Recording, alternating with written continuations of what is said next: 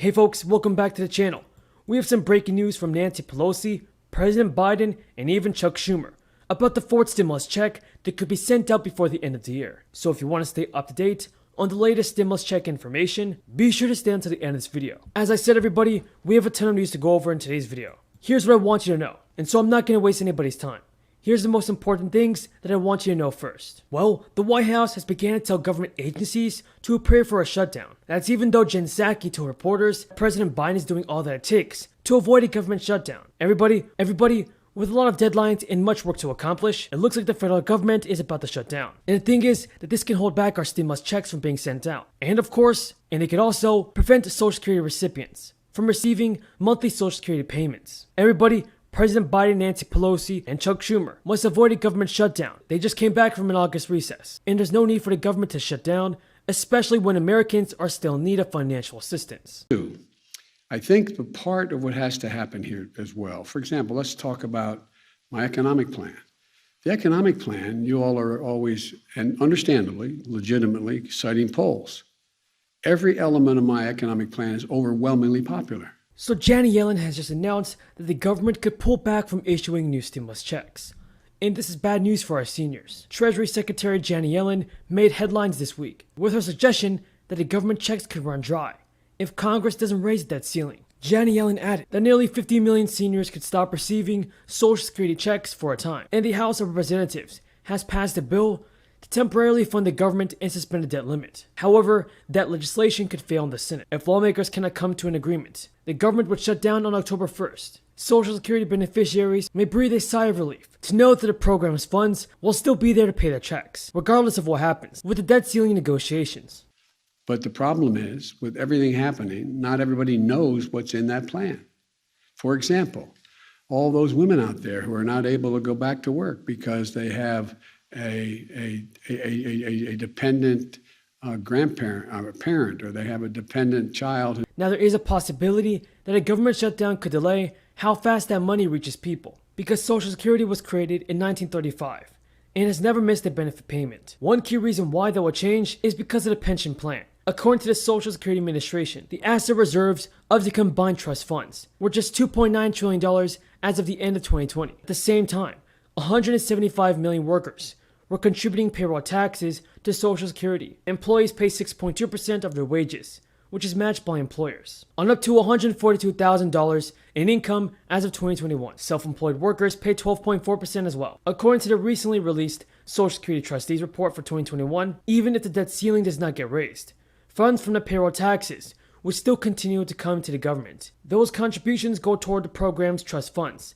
and are used to pay benefits. Social Security's combined trust funds for retirement and disability can continue to pay full benefits until 2034. At that point, 78% of promised benefits will be payable, and not everyone agrees on what consequences could be for Social Security. The National Committee to Preserve Social Security Medicare recently warned that benefit checks could be delayed for weeks or even longer. That's if Congress fails to either raise or suspend the debt limit. And a senior policy advisor said that it is not a straight yes or no answer as to whether that ceiling will affect Social Security's funds and the ability to pay benefits. The uncertainty is due to the fact there is now more money going out in payments than there is coming in through payroll taxes. To accommodate that, the program is drawing funds from its trust funds, which include Treasury bonds that are used to pay benefits. So if Congress is unable to reach an agreement in time to prevent a government shutdown, there is the possibility that could delay distribution of the money for another reason. And that's because of the lack of government workers. High health insurance premiums can really strain a family's budget.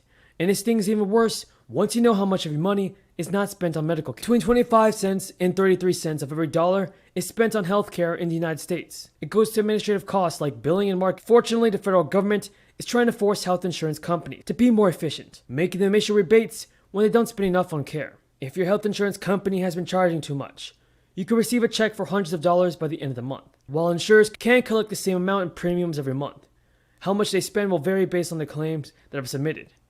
To ensure health insurers don't pocket the extra cash or splurge on marketing, the Affordable Care Act enforces medical loss ratio requirements. Thank you so much for watching, everybody. I truly appreciate everybody's amazing support.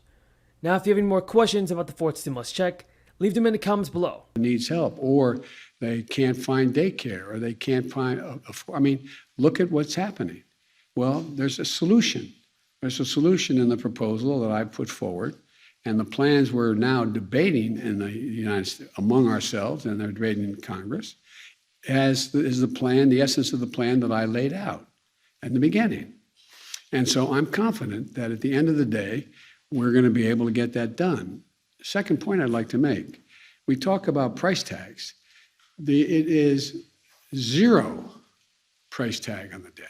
We're going to pay for everything we spend. So it's not, people, understandably, well, it started off at 6 trillion, now it's 3.5 trillion, now is it going to be 2.9? It's going to be zero, because in that plan that I put forward, and I said from the outset, I said, I'm running to change the dynamic of how the economy grows. I'm tired of trickle down. The trillionaires and billionaires are doing very, very well. You all know it, you've all reported it. And in the middle of this crisis, but hardworking people and middle-class people are getting hurt.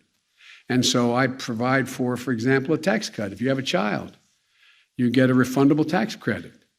It's reduced hunger in America by 40%, literally for children. You have the whole notion of being able to provide for daycare for your children, getting people back to school, et cetera. It's all paid for. It's all paid for. But a lot of these are flat tax cuts that exist within my proposal. And they're being calculated as if the cost of the child care tax credit is a cost to the government. It's not. It's reducing taxes, not increasing taxes. Now, part of the problem is I had hoped, I hadn't planned on, although I kind of anticipated it might happen, I hadn't planned on the 178-mile top winds, hurricanes going to Louisiana and 20 inches of rain in New York and New Jersey and an area as big as the state of New Jersey burning down in the west. And again, I'll just conclude by saying this is a process, and it's going to be up and down. That's why I don't look at the polls. Not a joke. Because it's going to go up and it's going to go down, it's going to go up. And hopefully at the end of the day, I'll be able to deliver on what I said I would do. One, bringing the country together on a few and very important things like on infrastructure, getting us in a position where we can have some coherent policy relative to foreign policy where there's agreement, moving us in a position where we're able to actually generate the kind of change in the dynamic of